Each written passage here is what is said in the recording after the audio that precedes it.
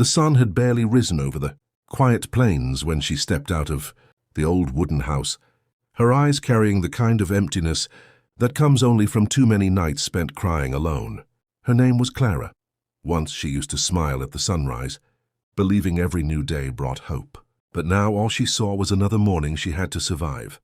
Her father had passed away during the harsh winter, leaving her nothing but unpaid debts and a heart too heavy to carry. The townsfolk whispered that she'd been cursed with misfortune. Men at the saloon laughed. When her name was mentioned, she was the girl who couldn't keep her family's farm, the girl who wasn't worth helping. She tried to drown the voices, to remind herself she was still breathing, but the weight of shame and loneliness made every step harder. She worked at the old diner near the edge of town, scrubbing floors and washing plates for pennies, always keeping her eyes down. She didn't speak much anymore. Her hands were cracked from soap water, and her dreams had gone dry like the dust on the road that led away from her small, forgotten town. But that morning fate had other plans. A stranger had ridden into town, a tall man on a chestnut horse, wearing a worn-out hat and a long duster coat that flapped in the wind. He wasn't like the others. He carried quiet strength in his eyes, the kind that didn't need to prove itself. His name was Jake Wyatt, a cowboy who'd seen more than his share of pain. He came looking for supplies, maybe a moment of silence before heading back to his ranch a few miles west. When he stopped near the diner, he noticed her, not because she was beautiful in the ordinary sense, but because she looked like a ghost of someone who used to be alive. There was something in the way she held herself, like she was trying to make herself smaller, invisible even, as if the world had convinced her she didn't belong. Jake watched for a moment, then dismounted and walked inside. The old bell above the door jingled softly. She didn't look up until he spoke. "Coffee, ma'am," he said in a low, steady tone. She nodded, poured him a cup, and placed it in front of him without meeting his gaze. He noticed the faint tremor in her hand, the tired lines under her eyes. "Rough morning?" he asked gently. She hesitated, then shook her head. "They're all the same," she whispered almost to herself. He didn't reply right away, just took a sip and looked out the window at the dusty horizon. "Same ain't always bad," he finally said. "Sometimes it means you made it through another day." She glanced up then, surprised that a stranger cared enough to speak kindly. Over the next few days, Jake returned. Sometimes he came for supplies, other times just for coffee. But each time he found an excuse to sit where she worked. He'd tell her stories about his ranch, the open fields, the stubborn cattle, the wild stallion he'd been trying to break. Slowly she began to talk back, her voice growing steadier each time. He learned her story in bits and pieces, how she'd lost her father, how the bank was taking the farm, how she had no one left. He never pitied her. He just listened, and when she cried, he didn't offer hollow words, only silence that understood. The first time he made her laugh, it startled them both. It was a soft sound, like a broken melody finding its rhythm again. He smiled and tipped his hat. "There it is," he said. "Didn't think I'd get to hear that before I left town." She blushed, and for a moment she felt seen. Not as the girl the town whispered about, but as a woman who still had a heart worth knowing. But life had a cruel way of testing fragile hope. One evening, as the sun bled into the horizon, Clara was cornered behind the diner by two drunk ranch hands who had mocked her for months. They sneered and called her worthless, grabbing her arm when she tried to run. Fear froze her body.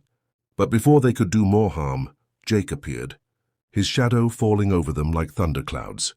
Without a word, he pulled one man back by the collar and landed a punch that sent him sprawling. The other reached for a knife, but Jake was faster. He twisted his wrist, disarmed him, and tossed him to the ground. His voice was low but dangerous.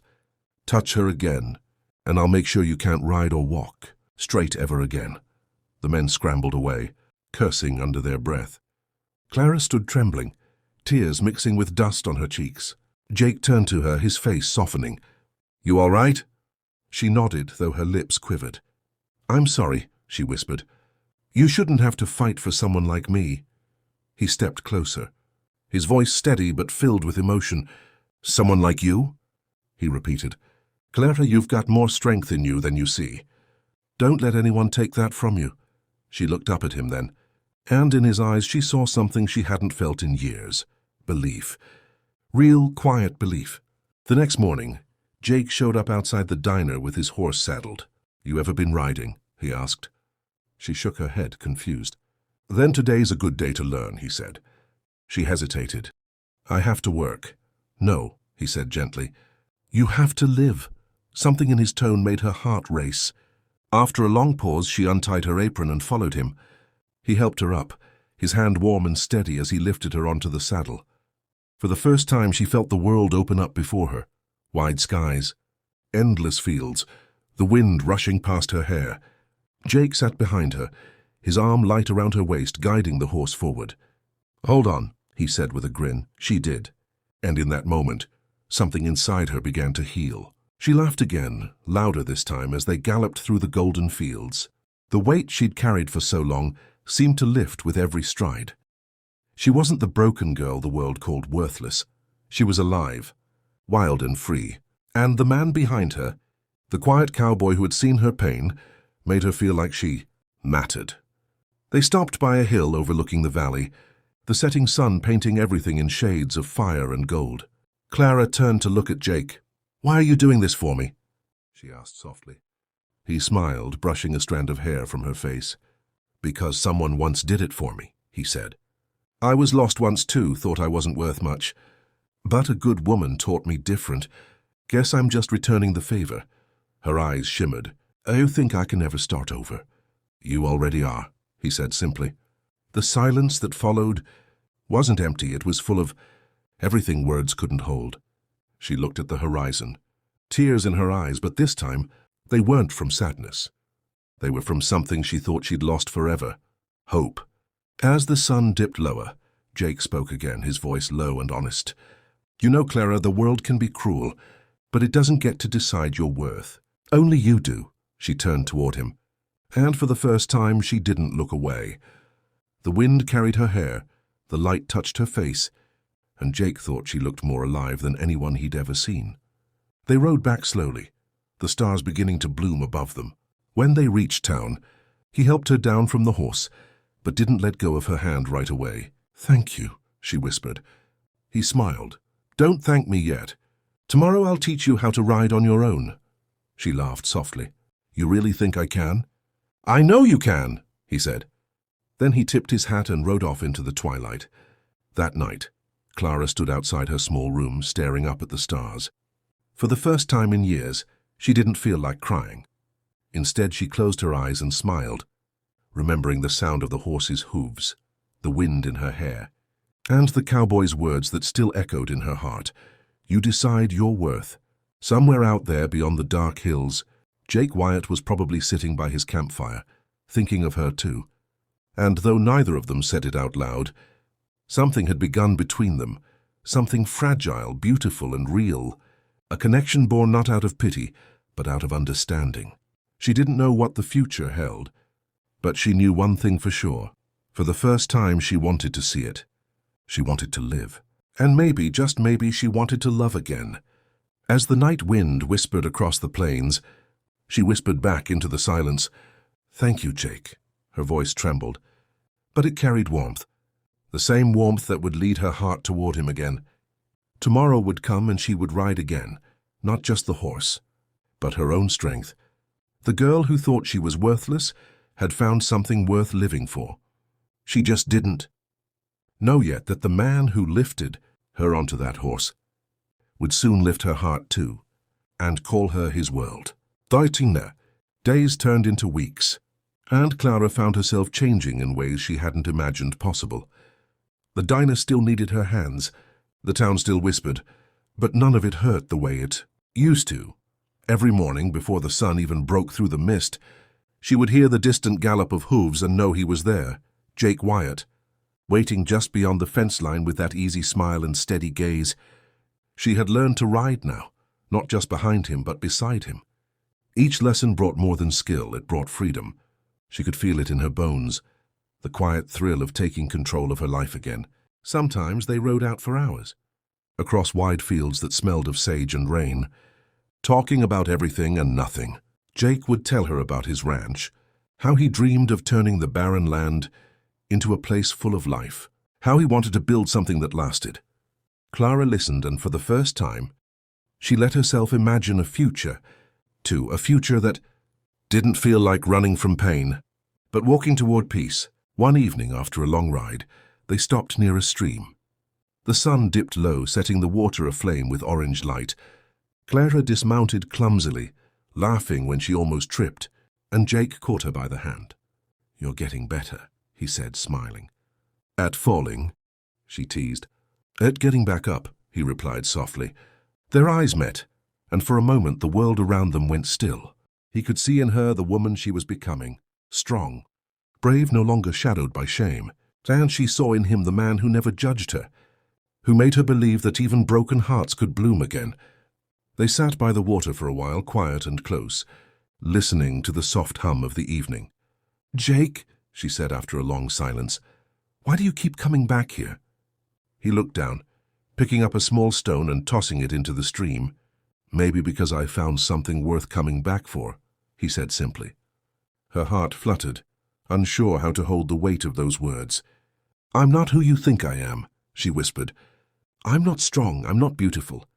And I'm not the kind of woman a man like you should waste his time on." He turned to her then, his eyes fierce but kind. "Don't you ever say that again, Clara," he said quietly. "You're the bravest woman I know. You faced the world alone and you're still standing. That's beauty. That's strength. Don't ever let anyone make you forget that, including yourself." Her eyes filled with tears, and before she could look away, he reached out, brushing a tear from her cheek with his thumb. "You don't need to be perfect," he said. "You just need to be you. That's enough for me." The following week, Jake invited her to see his ranch. It wasn't much, just an old barn, a corral, and a cabin that looked tired from the years, but to her it was breathtaking. The hills rolled gently into the horizon, the scent of pine carried on the breeze. Jake showed her the foals that had just been born, the new fence he was building, the plans he had for planting an orchard by the creek. Clara walked beside him, her hands brushing against the tall grass, her eyes alive with wonder. "It's beautiful," she said. He smiled. "It'll be home one day. For you?" she asked softly. "For whoever wants to make it one with me," he replied. She didn't answer, but her heart did, a quiet, trembling yes that she didn't dare speak aloud. That evening, he cooked dinner for her on the porch, the golden sky melting into dusk. They ate in silence, not because there was nothing to say, but because every word felt unnecessary. When the stars came out, Clara leaned against the railing, looking up at them. "I used to think my life was over," she said, "that nothing good could ever happen again." Jake stepped beside her, his voice low. "And now?" She turned to him, her eyes soft. "Now I think maybe it's just beginning. But peace is never simple, and life has its storms." A few days later, trouble came to town.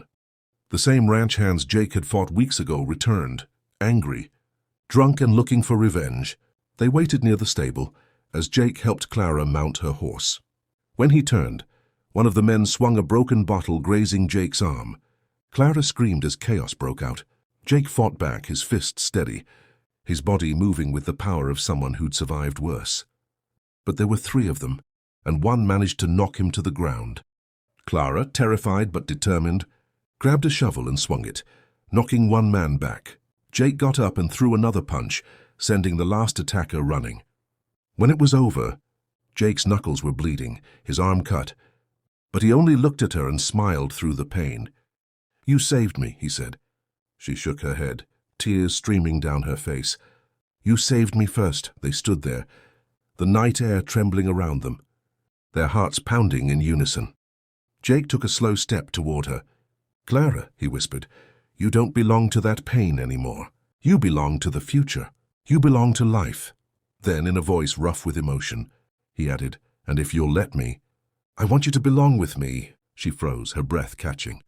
No one had ever said words like that to her, not with truth, not with love. "Jake," she began, her voice shaking. "You don't have to say anything," he said softly. "Just know that when I see you, I see everything I ever wanted." The silence that followed was deep, trembling with feeling. She took a step closer, her hand finding his, her heart beating fast. I don't know if I deserve you, she whispered. He smiled, pressing her hand gently against his chest. Then it's a good thing. I'm stubborn enough to believe you. Do. And before she could say another word, he leaned in and kissed her, slowly, tenderly, like a promise kept after years of waiting. The world seemed to fade away. The stars, the wind, the hurt, everything but the two of them standing there under the open sky. Two broken souls finally finding home in each other. Weeks passed, and the bond between them only grew stronger. Clara started helping him on the ranch, learning how to care for the horses, how to plant seeds, how to laugh without fear. Jake watched her every day, in awe of how light began to return to her. One morning, as the sun poured over the hills, he found her standing by the fence, staring out at the valley. "What are you thinking?" he asked. She smiled softly. "I'm thinking I don't feel worthless anymore." He walked up behind her, wrapping his arms around her waist. "That's because you never were," he murmured. "But I just needed someone to remind you." She leaned into him, her voice trembling with emotion. "You did more than remind me. Jake, you gave me back my heart." He held her tighter, whispering against her hair. "Then keep it safe with mine." As summer turned to fall, the ranch began to bloom. The orchard grew, the foals ran strong, and the cabin finally felt like a home. One evening, Jake saddled his horse and asked her to come for a ride. She smiled, remembering the first time he had lifted her onto that same saddle, when she still believed she was nothing. Now she climbed up on her own, confident and radiant. They rode to the top of the same hill where everything had begun, where he had told her that the world didn't decide her worth. The sun was setting again, painting the horizon in gold. Jake dismounted and helped her down, though she didn't need help anymore. Still, he wanted to feel her hand in his. "Clara," he said quietly, his voice full of warmth, "you remember the first day I brought you here?" She nodded, smiling. "I was terrified. I thought I didn't belong anywhere." He took her hands. "You belong here. You always have. You're my peace. Clara, you're my home." Tears filled her eyes as he went down on one knee, pulling a small silver ring from his pocket. "I don't have fancy words," he said. "Just this truth. I can't imagine my world without you in it. Will you be my wife?" Her heart burst with emotion as she knelt down too, cupping his face in her hands. "Jake Wyatt," she whispered, "you already made me yours the day you lifted me onto your horse." They held each other as the last light of day faded into night. The stars came alive again, shining down on two souls who had found what everyone searches for, the kind of love that heals. Time moved on.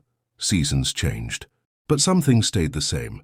The warmth of their laughter, the quiet strength of their bond, the unspoken promise that they would face everything together. People in town stopped whispering about her. Instead, they spoke of the woman who built a life from nothing, the woman who stood beside the cowboy who loved her more than life itself. Clara didn't need their approval anymore, but every time someone called her Mrs. Wyatt, she smiled, not because of the name, but because of the journey that had brought her there. Years later, when the valley bloomed with flowers and the orchard bore fruit, Jake would often find her sitting on the porch watching the sunset. "Still your favorite time of day?" he'd ask. She would smile and nod.